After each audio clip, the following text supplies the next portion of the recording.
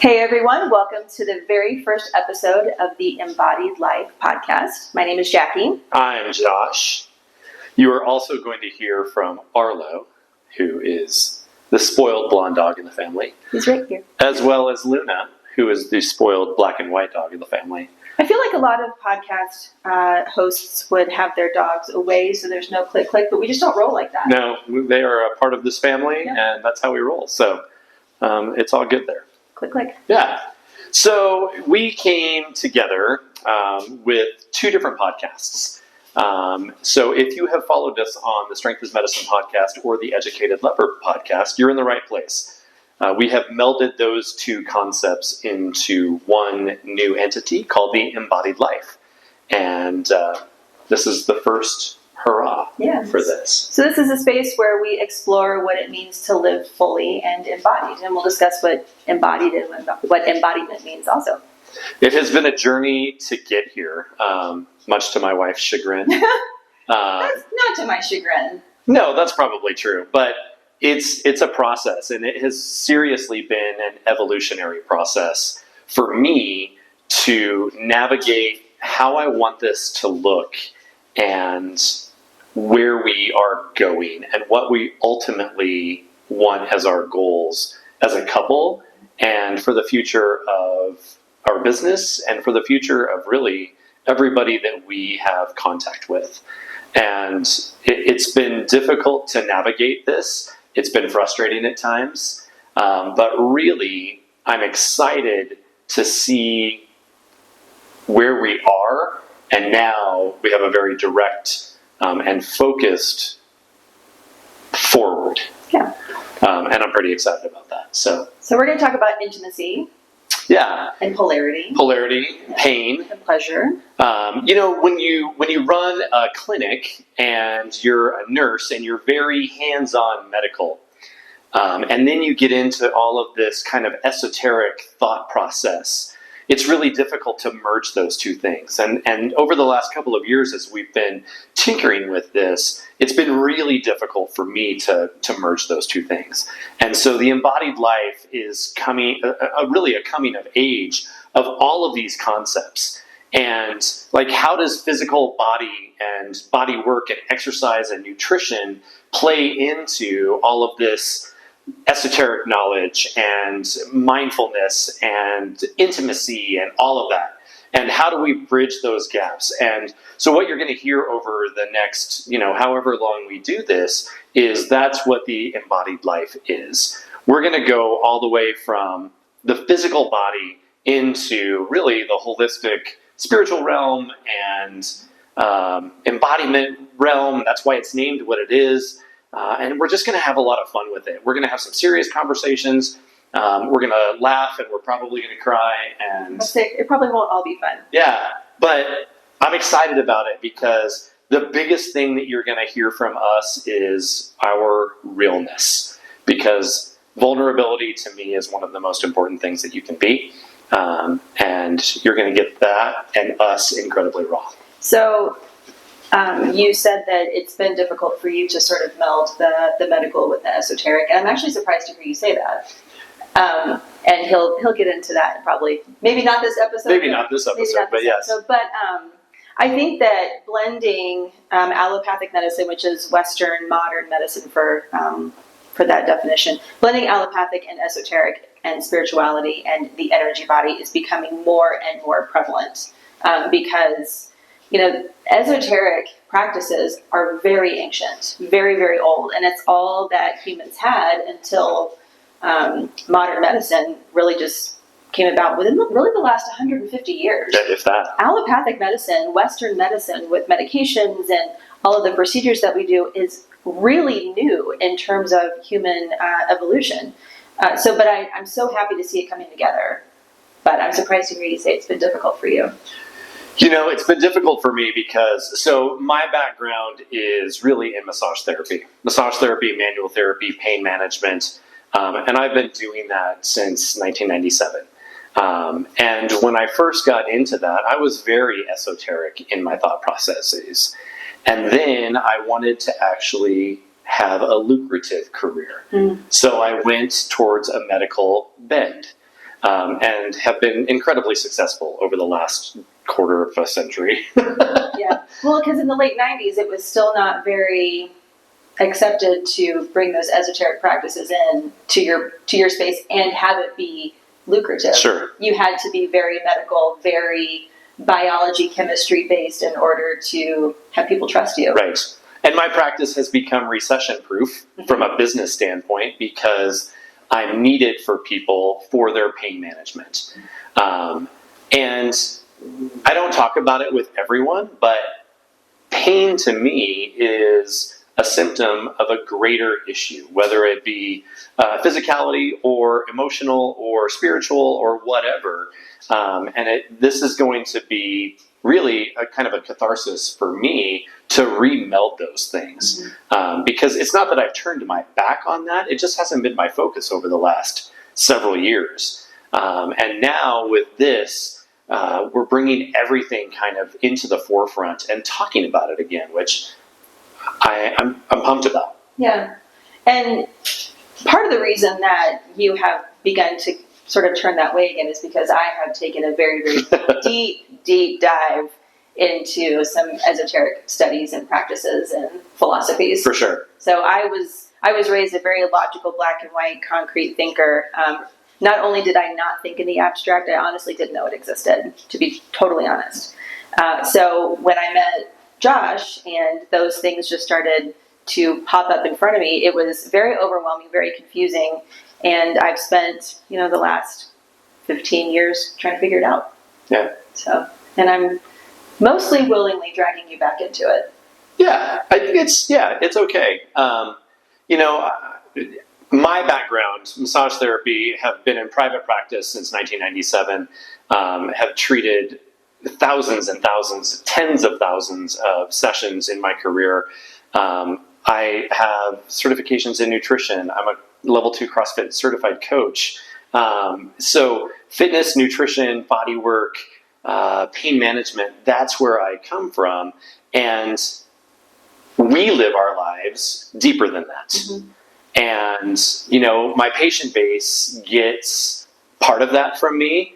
And this is really the opportunity to give all of me. I feel like we've got a ton of life experience. Yeah, for sure. And we've been through some really hard stuff, and we've been through some really elation systems and, experiences in life. And we've raised 4 amazing kids. And, now it's just like, what's next? Mm-hmm. And what's next for me is always building communities and having these incredibly vulnerable, deep conversations with people. And that's how she and I live. Mm-hmm. So give them a little bit of history about your background. Yeah, so I have... And I love bourbon. I've worked for the same hospital system since 1997. I started out as a nursing assistant as a wee one, and then became an LPN in 2000.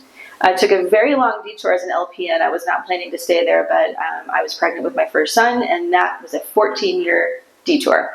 So I became an RN in 2014, and in that time I have worked labor and delivery. Did labor and delivery for 18 years, taking care of moms and babes. And then I worked cardiac progressive care. I worked intensive care, and then progressive care. Now I work interventional radiology, where I sedate people for painful procedures. And so I have a very, very broad knowledge in nursing.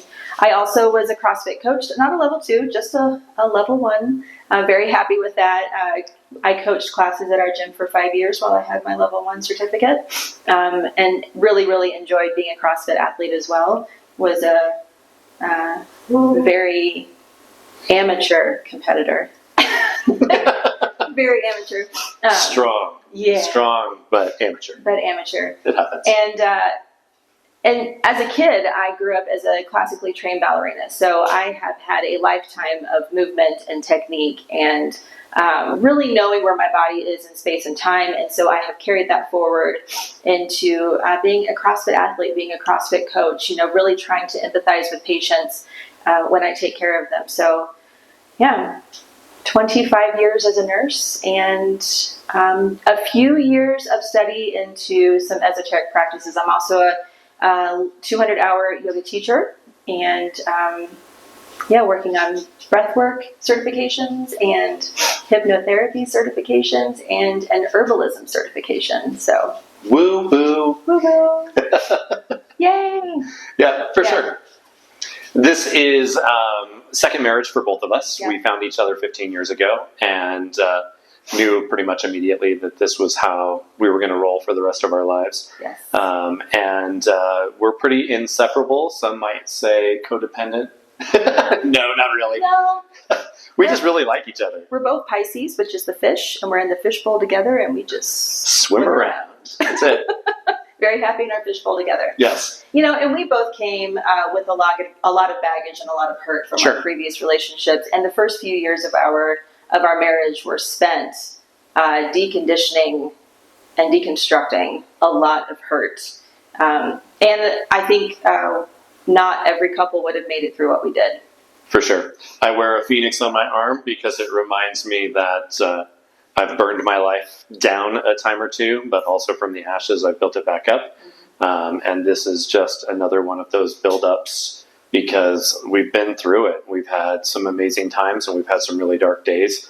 And we like to talk about those things, which I think is incredibly important. So, what hit me going through difficult things in the last 15 years, I've lost both of my parents. I was taken out of a job briefly. They dissolved my position that I'd had for 15 years, and so that was really, really difficult. So I've gone through some difficult things, divorce, and nobody talks about the hard stuff. It's kind of like social media where all you get is the highlight reels, yet people don't talk about the hard stuff to others. And I don't know if it's because people either don't want to talk about it, they're embarrassed to talk about their feelings, they don't like being vulnerable, they don't want to put that out into the world, they don't feel like people actually care, whatever the reason is. I found myself feeling very alone when, especially when my father died. And when I went back to work after my bereavement leave, I found a couple of coworkers who felt the same way. And the three of us really got to hash it out together. Thank you. Hash it out together how alone we felt at the loss of our parents. So that's just one example of why we tend to overshare and why we've created the podcast that we have so that we can talk about the hard things so that people feel less alone. I call that transference. That's the term that I use for it. And to me, transference is the energy that you put forth when you've gone through something that somebody else might be going through to be able to assist them in their journey of going through that. In medicine, we have HIPAA laws and, all of these protections to keep everything confidential. And while I understand that and I believe in that and I know that it's necessary, I also believe in transference because if you've gone through cancer, if you've gone through that despair and the diagnosis and all of that, and you've dealt with it well, and maybe came out on the other side unscathed, or for the most part unscathed, still healthy and still alive and all of that kind of stuff, then to me, that experience for somebody else who might have that early diagnosis can be so incredibly important. Yeah. And I just feel like as a society, we don't like to talk about that stuff because it's scary and it creates vulnerability, and we don't like to be vulnerable. And so if there's one thing that I hope this podcast shows you, it's the ability to be vulnerable and to really talk it out. Like Jacki and I, there is no holds barred between us. Zero. We know everything that there is to know about each other. We know each other's desires. We know each other's fears. We know each other's excitements. We know each other's goals, and how we see our lives going because we talk about it day in and day out. We talk about those things with our kids because I want to raise 4 kids that are emotionally available, and they're in their 20s, and it's difficult. Yeah, sometimes. Sure. Yeah. They're young and they don't have the life experience. So that's part of why we're doing this. So I'm really excited about what the embodied life is going to be and where we're going to journey from here. So, hey, real quick, if you're enjoying this conversation, we'd love it if you'd like, subscribe, and share this episode with someone who might need it. Whether it's a partner, a friend, or someone walking on their own embodied path, spreading this work all helps us grow together. You can find us online at joshkrill.com and on Instagram and TikTok at the.embodied.life. Thanks for being here. Let's get back to it. And we're back. So what does it mean to be embodied? So embodiment to me is taking everything that is physical and emotional and esoteric and unattainable and putting it all into one lump sum. Okay. One umbrella that, really catches everything. I feel like that's very broad. So how are people showing up in the world unembodied? Like, what does that look like? Disconnected. Yeah. Addicted. Mm-hmm.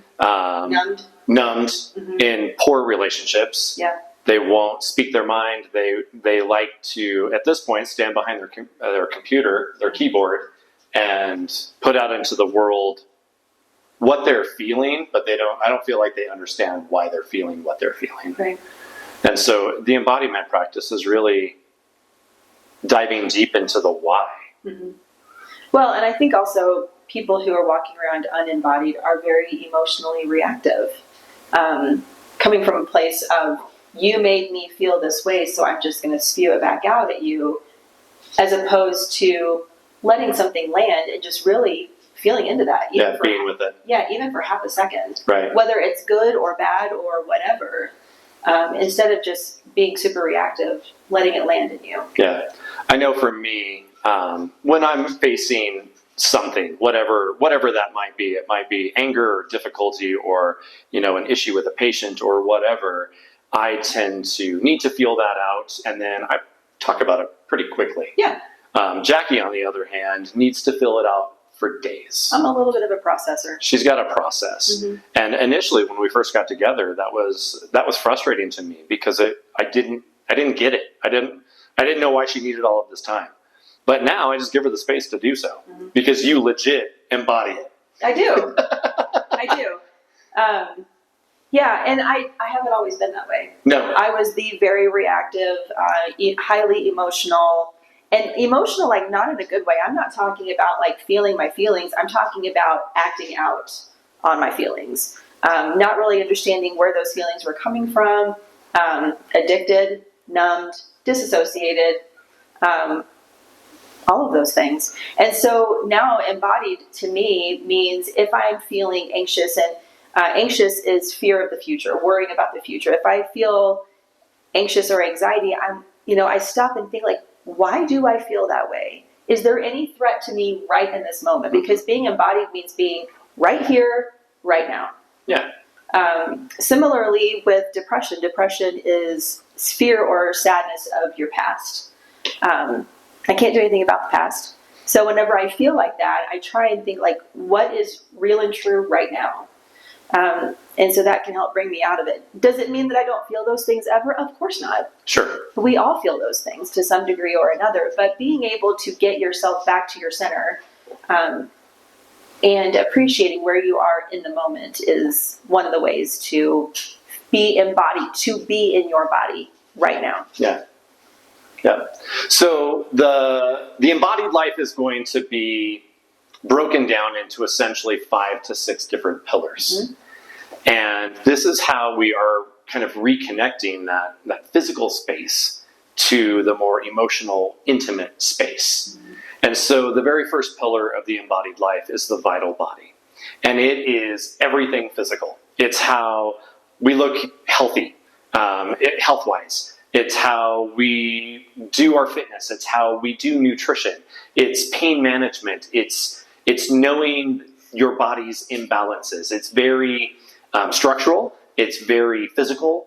And all of that physicality has a deeper dive into esoterics and emotions. I'm a big proponent of emotions can cause a lot of our physical ailments because they're not dealt with, or they're coming to the surface to help us understand what we need to deal with. And if you're coming from a background of understanding some spirituality and esoterics, the vital body is very representative of the masculine spirit. For sure. Yes. Yes. It is the physical, the penetrator. The penetrator, the protector, the stature, the strength. The structure. The structure, Yes. Whereas the... We'll get to the feminine in just a minute. Okay. Yeah. Fair. So yeah, if you're paying attention to that polarity, that masculine, feminine, the vital body, the physical body really does represent the masculine energy. Yeah. And for those of you who are like, what the hell are they talking about? Like, seriously, stay with us. Yeah, just hang in there. It will all come together and make sense. Because you know it. If you stop and pause and instead of think, feel, you know it. You will feel it. And that's the difference in what we're trying to convey at this point, is to get out of our thought processes and into our feeling processes and move forward from there. So the vital body is pillar number 1. The second pillar is the sensual self. And that is very representative of feminine energy. Feminine energy is meant to be creative and flowing and almost shapeless, free form, as opposed to being that structure like the masculine energy. Feminine energy is meant to be free flowing. And I also want to say that regardless of what any gender that you identify as, everyone has masculine and feminine energy. For sure. This is not saying that the vital body is only for men and the sensual body is only for women or people who identify as each of those things. Everybody has all of this energy in them. Yeah. We live in these containers. That's the vital body. Yes. We emote, we feel, we do all of these things that become our sensual self.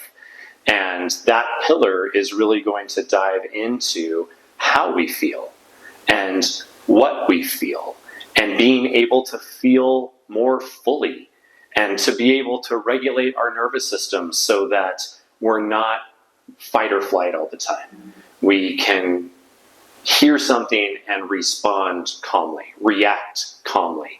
That's the sensual self. It's getting back in touch with ourselves, our pleasure centers, what feels good, what doesn't feel good, and how we feel about those things. And so sensual in this context really does mean senses, sensation. I think the word sensual is often applied to sexuality, and that's not what we're talking about. It doesn't here. have to be. It can be, but it doesn't have to be. So in the sensual body, this is where breath work comes in, bringing your nervous system, back into regulation. Yoga can be here. Yeah, being on the table in a massage and feeling your way through that. Right. Those somatic practices. The somatic practices.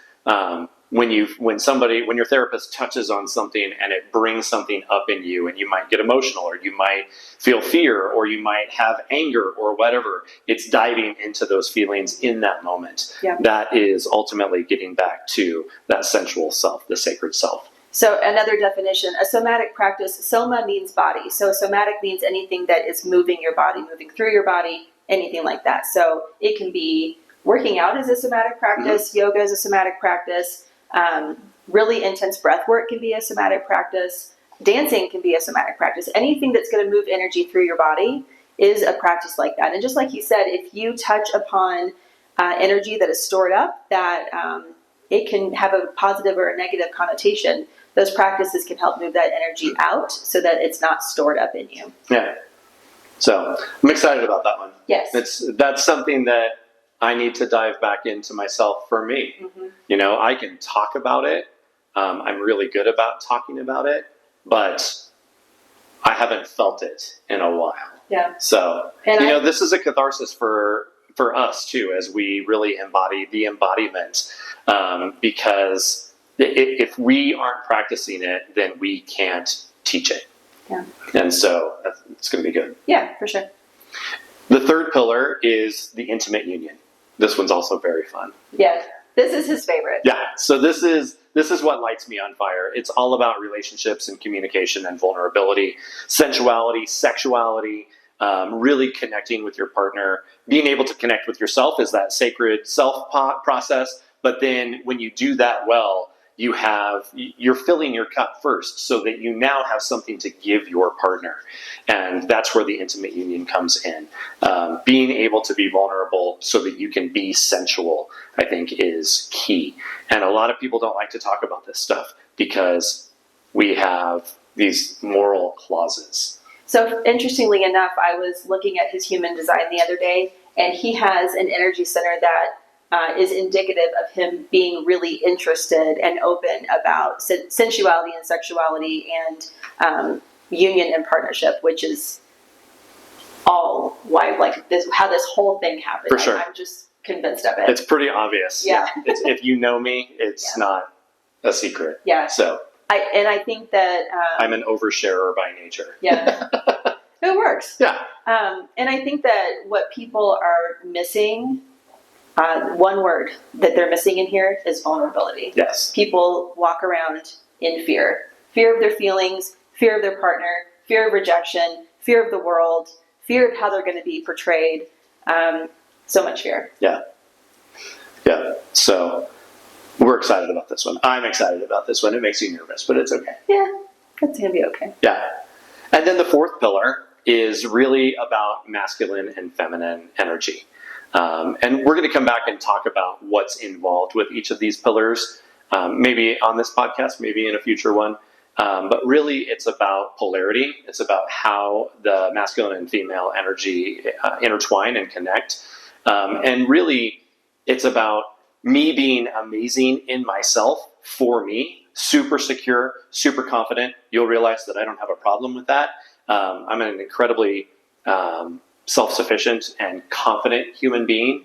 Always have been, hopefully always will be. It's actually pretty inspiring to live with, because I come from a place of not being as nearly as confident as I would like to be. Right. And it's pretty inspiring to live next to you. Yeah. And so I work it all the time. I work on me all the time, whether it's physicality, whether I'm lifting, working out, whether my nutrition's on point, whether it's how I look in the mirror and grooming and all of that kind of stuff. Like, those are all part of the physicality of being me as a male. Mm-hmm. But I also work on being incredibly vulnerable, being incredibly communicative, sharing and asking the hard questions and doing all of those things that makes me a leader, makes me a protector, and makes me a confidant. Mm-hmm. And so I have spent my entire life working on those things. They were sheltered for a little while in my life. But now, like, that's really who I want to be, and that's really who I'm trying to be. So, that masculine and feminine energy, and we're going to talk about it fairly concrete. Yeah. One of the very first courses that we are going to release kind of in this scope is called the Bulletproof Gentleman. And it is really how I see being a man, being a good man for your partner, being a healthy man for yourself, being a well-rounded man. We're going to talk about nutrition and fitness and actually having the cojones to go, talk to your doctor and get blood work and not put things off, because knowledge is power. We're going to talk about sexual wellness, because nobody likes to talk about that. It's scary. My goal is to do all of the things that I need to do physically and emotionally, so my sexual wellness is peak always, because that's who I am as an individual. It's very important to me. And so I have written a course to teach men exactly how to do that.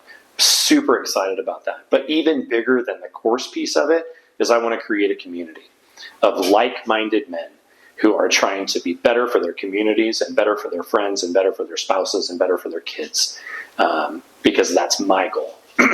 And so I'm pretty excited about that. Yeah, for sure. Yeah.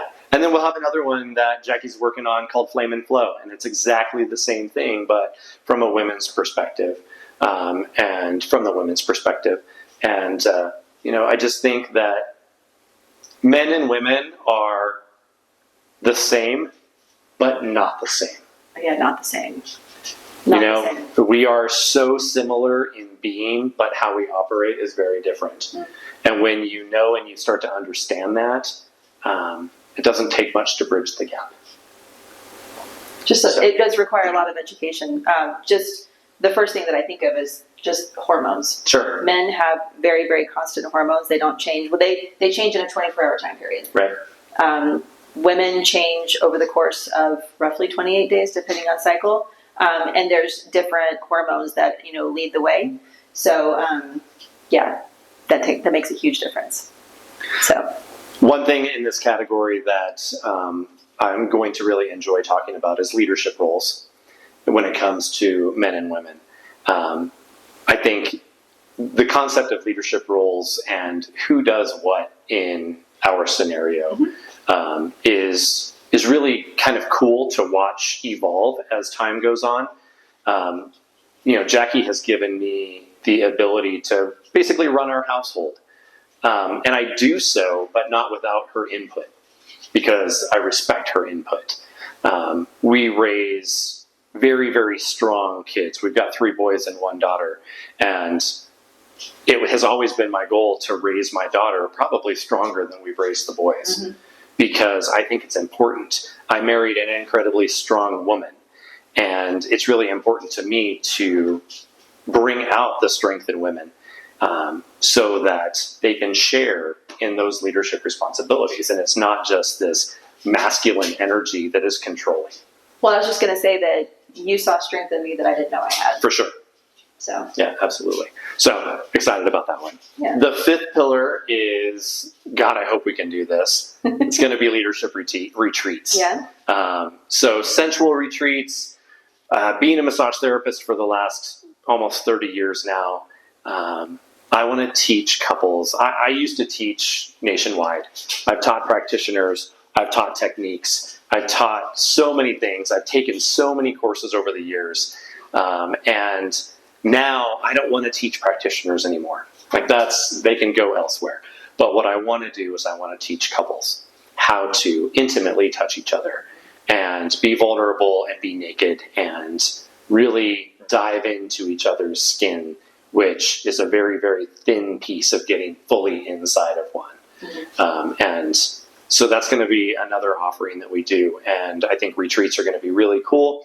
We want to do them in glorious places around the country and around the world. Yes. And, they're going to be just 5 to 7 day symposiums where we're going to bring all of the aspects of the embodied life together in one fell swoop, and bring in really cool people that can sit down and share and be vulnerable, again, that word, communicate, that word again, and really leave with being touched, and not just physically touched, but being touched and changed as a piece of that. So, Yes. And then finally, if it ever happens, it will be kind of a transformational leadership pillar where maybe we'll bring this out and start teaching other practitioners to do the same thing that we do. That's down the road, and if we ever get there, I don't care, because I guess that's ultimately scaling what we're trying to do now, because then we have more people trying to teach what we are trying to teach, and we just help even more people. So I'm an incredibly altruistic human, and it's got me in trouble sometimes. Give it away. Right? I like to give things away. But, it's important to me that we have a voice and we have a lot of experience, and we live a pretty fantastic life because we are both glass half full people. We fill our cups first so that we can provide and give to others. And that seems like a selfish comment, but it's not. Not at all. I take care of myself first and foremost, because if I don't take care of myself, I can't be good for anybody else. True story. And so at the end of the day, I'm tired because I give everything away. And I love that. I love that piece of me. So, that's the embodied life. I'm so excited, and it's coming into this really clear clarity movement forward compared to where we've been for the last 4 or 5 years trying to piece everything together. And I'm just super stoked about it. So we've got plans to resurrect some podcasts that we've already created as they pertain and are applicable to what we're doing now. Yeah. So you might hear and see some things that are previously recorded. So we have lots. Yeah, we do have a lot. We kind of went a little ham in 2020 and started another business. It was 2020. Who didn't go ham? Right? Everybody went ham. Yeah. So we started the Educated Lover podcast, and it was all about sensuality and sexuality because that's what I love, and it's awesome. Yeah. Like there's some amazing stuff in there, but something was missing, and we needed to bring the Strength is Medicine piece, that vital body piece, together so that we could have a whole picture.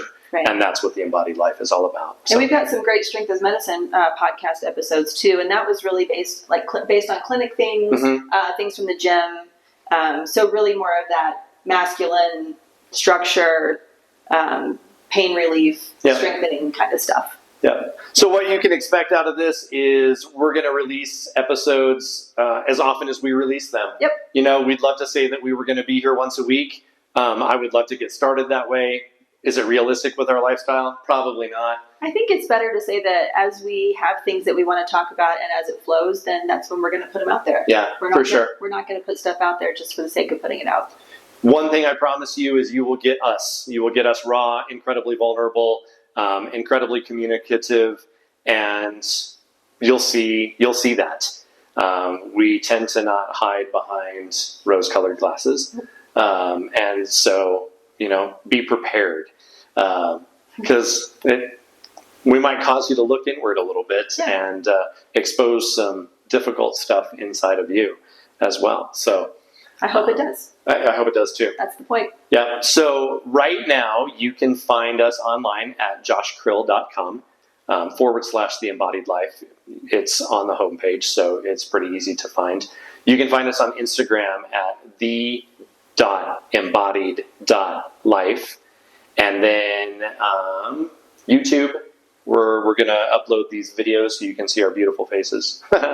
Our YouTube is The Embodied Life as well. So we're going to roll with it and have some fun with it along the way. Be serious, be funny, be stupid. Be sexy. Yeah. Our episode number 2 of the Educated Lover podcast was all about boobies. Are we going to re-release that one? Heck yeah, because I think it had the most views and most listens. People love that one. Yeah, it was a great podcast. It was a half an hour long or something like that, and it was pretty funny. I think I had a couple cocktails in me and was just firing on all cylinders. It was a good time. Yeah. So we would love to hear from you. We would love to hear what you want to listen to and what you want us to talk about. So send us a message, send a carrier pigeon. It doesn't matter. Get a hold of us. Instagram's probably the best way to do it at this point. Yeah. Or you can always email Josh at joshkrill.com and go from there. So Krill is Crill. Yeah. Not K. Not K. Yeah. And let us know what questions can we answer, what problems can we solve, what do you want to listen to? Bring it. We're excited. Yeah. So we'll see you very, very soon. Bye.